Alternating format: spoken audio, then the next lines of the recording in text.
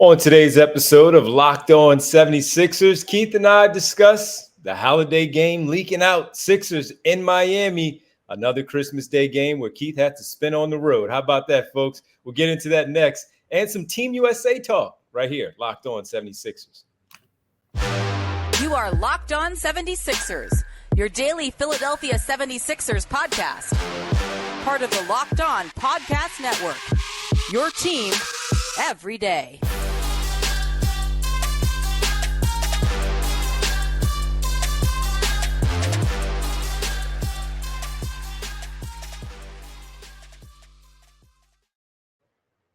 Today's episode is brought to you by Bird Dogs. Go to birddogs.com/LockedOnNBA or enter promo code LockedOnNBA for a free white tech hat with any purchase.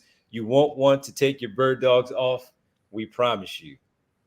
And I promise you, because I have them. And I'll tell you about it a little bit later. Thanks for making Locked On 76ers your first listen. I'm Devon Givens from Locked On 76ers. Of course, here, 97.5 The Fanatic Radio here in Philadelphia, alongside my co-hosts and partners. As always, he is Keith Pompey of the Enquirer, Enquirer.com. What's happening, man? What's poppin', D? How you been, bro? Pretty good, man. Pretty good. Looking forward to this one, as always. And again, we thank everybody for making us, Locked On 76ers, your first listen every day. We are free and available wherever you get your podcast. And, of course, right here on YouTube as part of the Locked On Podcast Network, your team every day. We got a lot to get into, folks, on this Friday as we hang with you. And the Sixers on the road for a Christmas Day game yet again. We'll tell you what that is in just a minute. Team USA, their next exhibition game will be on Saturday. We'll talk about them a little bit and their chances in this pool here for FIBA basketball. And then later on, maybe we'll get into, with the Team USA conversation, the international play. One or two, maybe Sixers that we can discuss in terms of their futures, potentially, maybe Team USA. We'll talk about them a little bit later. But, Keith, it was dropped on our laps on Thursday, the holiday schedule. And once again, Keith, the Sixers will be playing on Christmas Day. Looks like they're going to be playing the Miami Heat, a little bit of a nice little clash between two Eastern Conference opponents.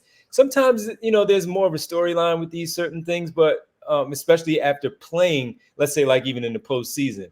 Sixers didn't play them in the postseason last year, but we know about the history, of course, with the Jimmy Butler, Joel Embiid part, former Sixer Jimmy Butler in general, the fact that the Miami Heat were the Eastern Conference champions heading to the NBA Finals, but the Sixers being one of the top teams in the NBA also, it's a pretty good matchup, pretty interesting matchup on Christmas Day.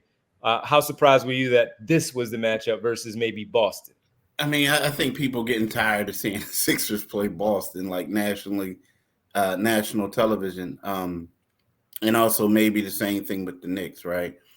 But as far as a TV game, if you have to have the Miami Heat playing, I think playing against the Sixers is a good one. The thing about it is both of these teams have a lot of uncertainty. Like, for instance, with Miami, is Dame Lillard going to be on that team, right? With the Sixers, is James Harden going to be on that team? But the one thing you do know is that there is going to be it's going to be Joel Embiid, and it's going to be Jimmy Butler. You know that, right? So that's a storyline they can have.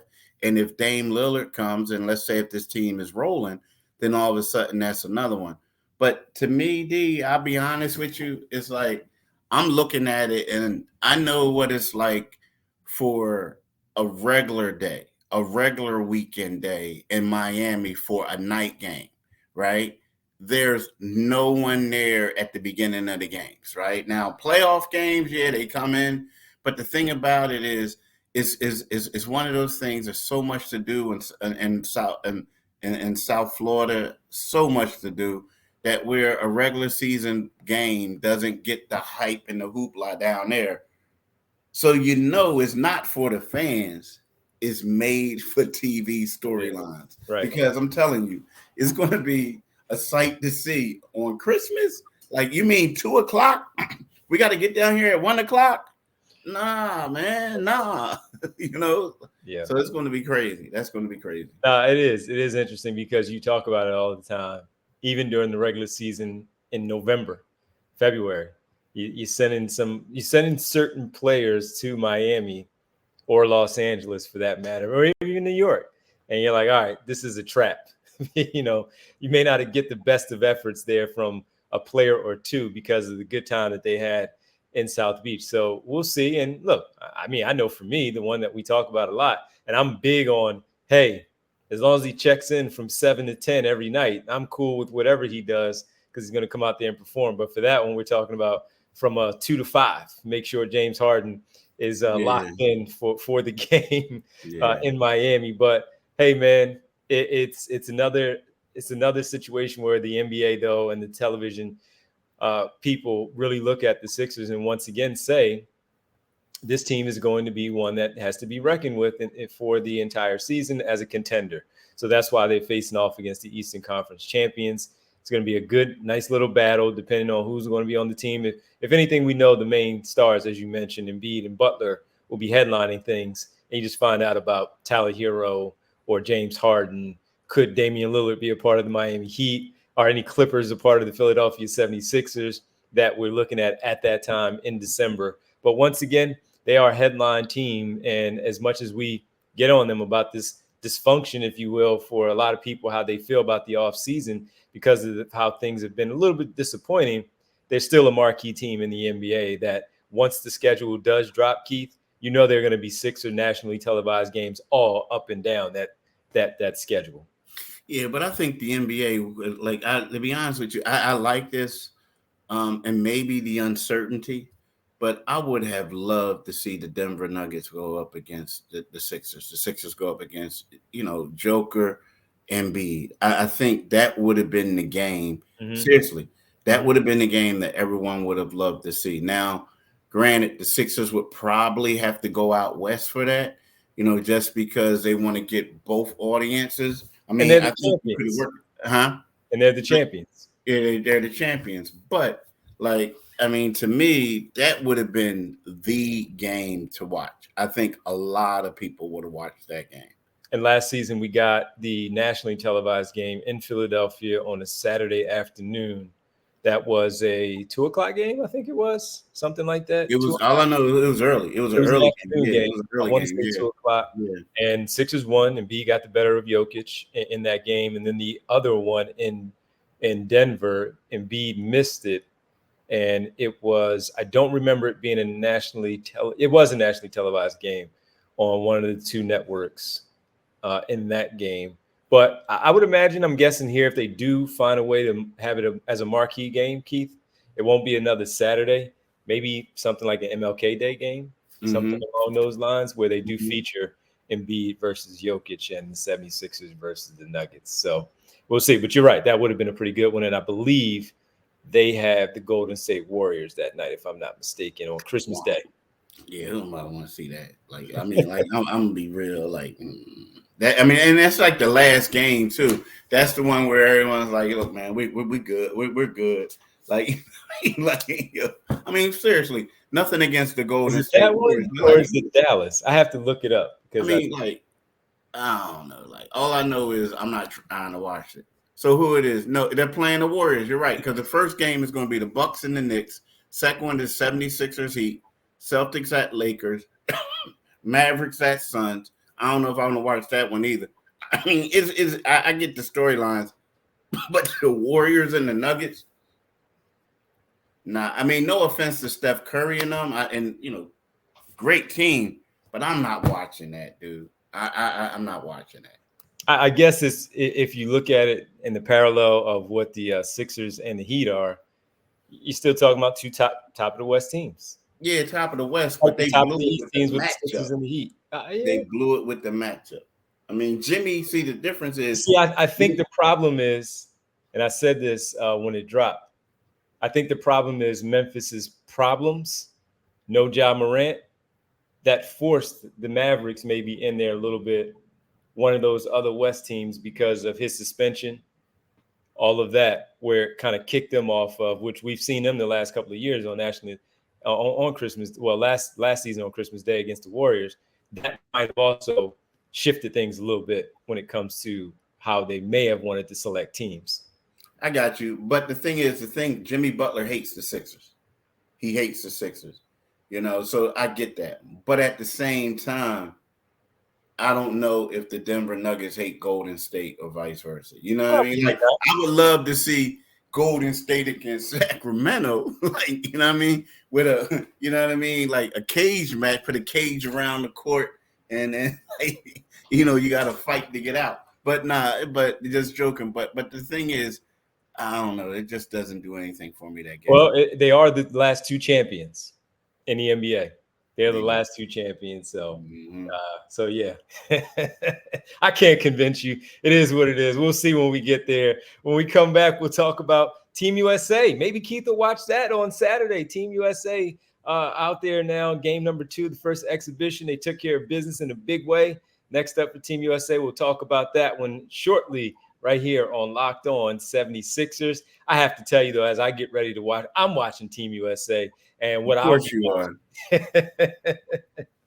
be watching, and I'll be doing so very comfortably because it is going to be warm here in Philadelphia in the Delaware Valley. You know what I'm going to do? I'm going to make sure I have my Bird Dogs shorts on. That's right, Bird Dogs. They make you look good. And the stretch khaki shorts, they're designed for slimmer fit through the thigh and the leg, giving you some truly sculpted look. So if you're looking at the Team USA game or you're going out to watch them and you want to look good, you still casual, Bird Dogs, that's the place you can go. They do the exact same thing as Lululemon, but with a way better fit. I'm telling you, use this. They fixed the issue by inventing cloud fit fabric that looks just like khaki, but stretches. So you can get a way slimmer fit without having to sacrifice any type of movement. I'm telling you, you're going to enjoy it.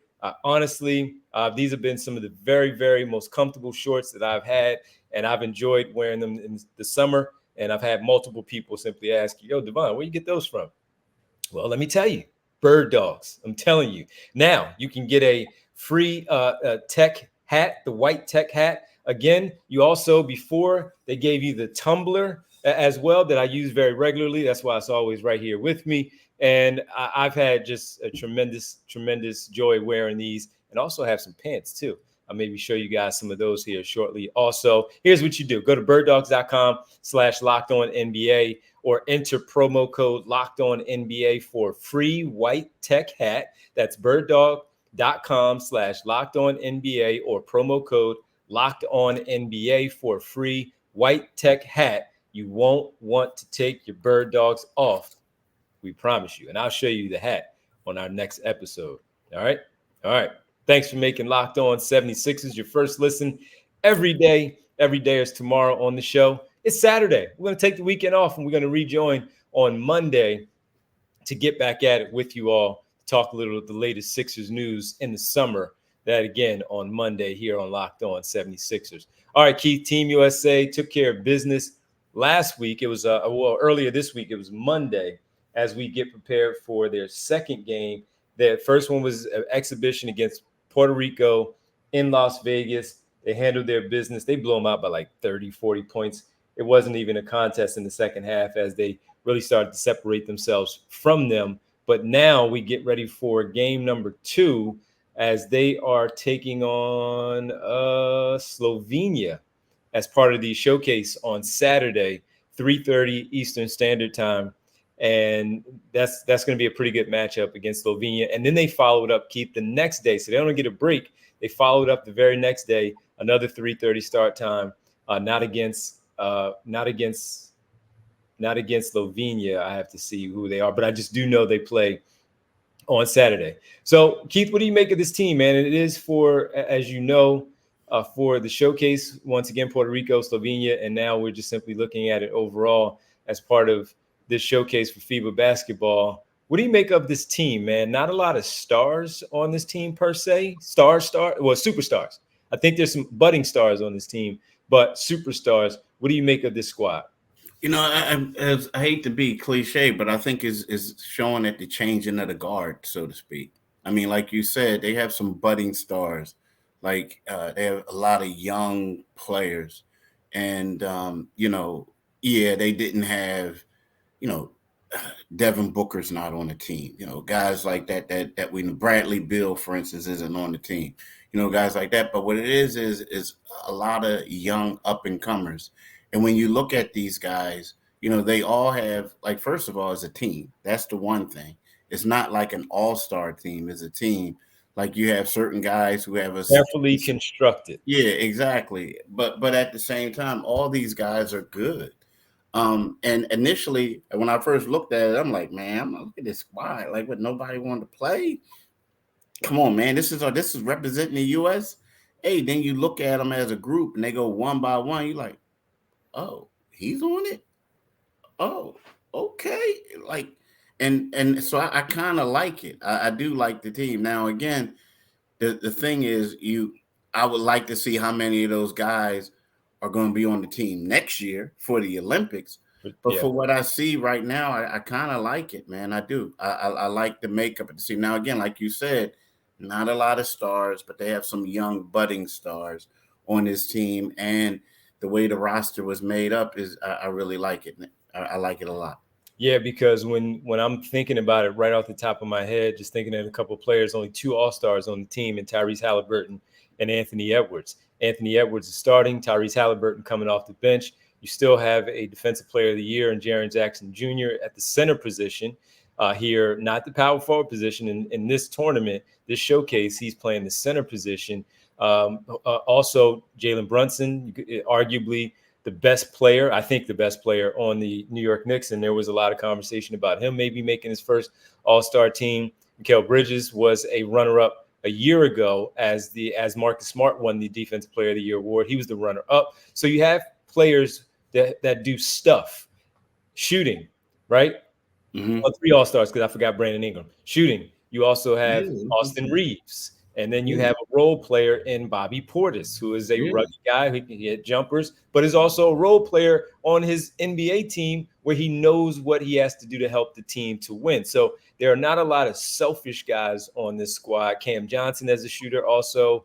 And you look at what they have collectively, you're right, man. They put together a team, a well thought out team to compete. And I said Slovenia on Saturday. They have Spain because they're in Spain. They have Spain on Sunday as part of the back-to-back in these 2 games. So I like the team because, as you said, the changing of the guard. These are the guys that are in the pool. They may not play in 2024 because that's when you technically, like the all-stars, the superstars, really I'll commit to this one when you're talking about Devin Booker or Stephen Curry. And we'll get to another player a little bit later. But I like this type of team to see what they do as far as what Steve Kerr as the head coach is doing. And remember too, Keith, this is the first team that we're seeing where Grant Hill has taken over for Jerry Colangelo as the man in charge of USA basketball. So, I like the team that they put together because it's just fun to see all of this stuff play out as it always does, going from this guy to that guy, changing. Like when we saw LeBron James and those guys with the younger players coming off the bench, and then you had the starters when they finally left in the next year, then LeBron, Dwayne Wade, Carmelo Anthony, they had over and they became the stars of USA basketball. So I like this team. It's fun to watch, and I'll certainly be tuned in this weekend. Yeah, it's pretty good. Like you said, like they had 3 All-Stars on this year's team, and they had 4 overall because like Brandon Ingram didn't make it this year, but he made it in the past. Mm-hmm. And then Jaren Jackson made it. So that's right. But when you think about it, the team is better than you think, and they got the toughness with Bobby Portis, and then Anthony Edwards, huh? Anthony Edwards, and then what's the guy? Paulo Banchero, Banchero. Like, I mean, he's like the young, one of the young faces of the league. So I expect him to be an all-star in a couple seasons. You know what I mean? Yep. So I think I think they got it. They got it right, man. For they did a pretty good job. They did a pretty good job. Too many Villanova cats, but aside from that, it's cool. I'm just messing with you. Josh Hart is the other Villanova guy. The starting 5 is Jalen Brunson, Anthony Edwards, Mikal Bridges, Jaren Jackson Jr., as we talked about, and Brandon Ingram as the other part of the starting 5. So 2 Nova Wildcats in the starting lineup, Keith. 2. Yeah. 2. Yeah. And the reason why I think Josh didn't play in that first game, they said it was like a rest of personal reasons. It's because he got that 4-year, $81 million contract locked up, and they said you're not getting back on the floor until this is ready to roll. Yeah. Yeah. Rightfully so. Now you can unleash him tomorrow against Slovenia. I know, right? Yeah. All right, man. Well, as far as Team USA goes, I have questions. Are any Sixers in line to be in that pool that we're talking about, not just for 2024, but beyond? And we'll get into that next on this final segment, on this final episode of the week, right here, Locked On 76ers. Welcome back. That's Keith Pompey. I'm Devon Givens, Locked On 76ers here. All right, Keith. No Sixers. Tobias Harris was part of the pool 2 years ago, right? Tobias Harris was out there for the pool 2 years ago, representing the Sixers. Of course, that's a great honor when you're, again, in that pool. He may be in that pool for next year because he was already part of the group as a veteran player. We'll see how that goes. But amongst them right now, even when you look at the select team that practiced against the big team right now, no Sixers. And most notably for me, because I know I've brought this up to you and you agree we could talk about this, is Tyrese Maxey not a part of that group. Now, Desmond Bane wasn't there either. There were some other young players that were not a part of the select team because that's a big, big group. And again, carefully constructed. Not to say that Tyrese Maxey is not good enough. It's just how they are putting these teams together. So, Keith, there are three players really from the Sixers. I already mentioned Tobias Harris and Tyrese Maxey. Can we talk about the big one and the possible chance of him too maybe being a part of this team, as he is an Olympic free agent? Yeah, he's the hottest free agent for the Olympics. Yeah. I think you have to, because, right now, and the guy we're talking about is Joel Embiid. Joel Embiid is was born in the Cameroon, but he also has citizenship in France and the United States. So he could play in the next summer's Olympics for France or the United States, and both teams really want him. And to me, he can alter things. I really do think so. I think that, when we look at it, right now the top two teams, well, from the last Olympics, the United States defeated France for the gold medal. If you have Joel Embiid on that France team, him and Rudy Gobert as the two big men, that's pretty good. Yeah, it could change some things. It can alter the landscape. And Wembanyama, right? Yeah. Nobody even talked about him, but it can alter the land. That's going to be a long team, athletic, and it could alter some things. And like Embiid, like let's say if Embiid doesn't play, if he wasn't with the USA, I think the USA would win if he wasn't with the US. But if you add him to France, then I think it's going to get it increases their chances. Sure. Yeah, he increases it big time. I think, first of all, I think he should pick Team USA. And I even think just being here in the States and being here for all year round, and of course the other guys who may be there, Grant Hill doing some TV sometimes, right, Keith, and they're coming into town. You kind of Steve Kerr playing against him. Hey, you playing with us next summer, right? That kind of thing. Think about him with Kevin Durant. Those players, as Kevin Durant will probably be the elder statesman of the team. Kevin Durant, Devin Booker, those types of players, and whoever may be even part of this group that are currently wearing Team USA jersey right now, just being a part of that team next year. He would really boost them in a big way if he decided to join Team USA and play with those guys, because him at the center position, playing in the zone a lot of times that they may want to do because they can, protecting the rim where you could touch the rim, right? The ball be while still around the cylinder, those FIBA rules. And the fact that he can shoot as a big man where you can take advantage of situations like that. Keith, that would be amazing to have him as part of Team USA next summer. Yeah, it would be. It would be. It really would. But my thing is, if I'm Team USA, I'm doing whatever I can to get him. Without a doubt. Because I don't want to see him. If I'm Team USA, I don't want to see him on France. No. I want to see him on France. No, make it simple, man. Make it easy. Make it easy, especially if Jimmy Butler's on that team. You know he's gonna be like, listen, man, big fella, we gotta do this one more time. Right? Mm-hmm. I know. Yeah. Maybe people in Philly that wouldn't want him on the team.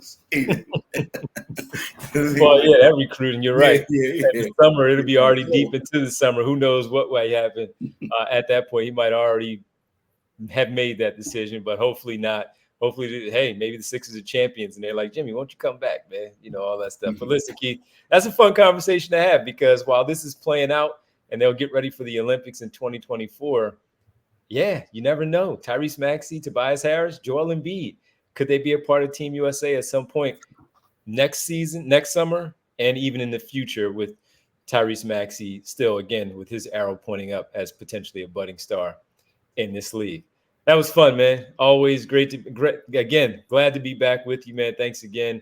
And thanks for everybody making Locked On 76ers your first listen every day. Everydayers, we'll be back with you on Monday, catching you up on what happened with Team USA against Slovenia and Spain on Saturday and Sunday. And, of course, more Philadelphia 76ers conversation here on the podcast. Keith, do you mind letting the good folks know where they can find us? Yeah, you can get this podcast wherever you get your podcasts at. We're free and available. And D will be, you can get my man D on 97.5 FM tonight on the Divine Giving Show from 6 to 10 p.m. 6 to 8 tonight, because tonight. The Union keep winning. So the Union keep winning, and we broadcast their games. They're going for the cup. So we get bumped a couple of hours, but for good reason. Yeah, that's a good. But I say, yo, man, like, you need to say, look what y'all doing. Like, y'all cutting my day in half. Like, you know what's crazy is if they win this one tonight, and then Miami, you know, the whole groundswell of the stuff with Messi and Miami now. Yeah. If they win and Miami wins, I think that's the matchup next week in Chester. So, all right, educate me on the Messi thing, and before we go. So he came from overseas on a big contract with Miami. His team has been rolling since he's gotten here, and right now they're in this tournament pool for this cup in the season. And if the Union win, and then Messi and his Miami team win these next two games, this next game that they both play, they have a chance to match up here in Philadelphia. Let me ask you, because, you know, back in the day, whenever these international stars will come over to play in the MLS, it's like they lost a step. Did he lose a step? He's still the real deal. Okay, he must be getting paid. He is toying with them. Oh, he's clowning. He is toying with them. Yo, you talk about getting paid. I think he got it was like $500 million to come over here. Dude, it's crazy. The soccer players. Hey, man. Hey, I wish I knew how to play soccer like that, because that's where the money is right there. I know, that's where the money is. Yeah, man. But catch it 6 to 8 tonight. Should be a fun one, quick one, but a fun one because of Union Soccer tonight. All right, and then also, you know what y'all can do? Y'all can also go to our YouTube channel and click on the Liberty Bell. When you do that, you become a new subscriber. And also you get notifications when we post podcasts. But make sure you follow D at Divine G975 on Twitter or X, whatever you want to call it nowadays. Twitter. And then you can follow me on Twitter at Pompey on Sixers. And you can read the Sixers coverage in the Philadelphia Inquirer. Well, have a great weekend, everybody. Keith, have a great one as well, man. We'll talk to you on Monday. Peace, man.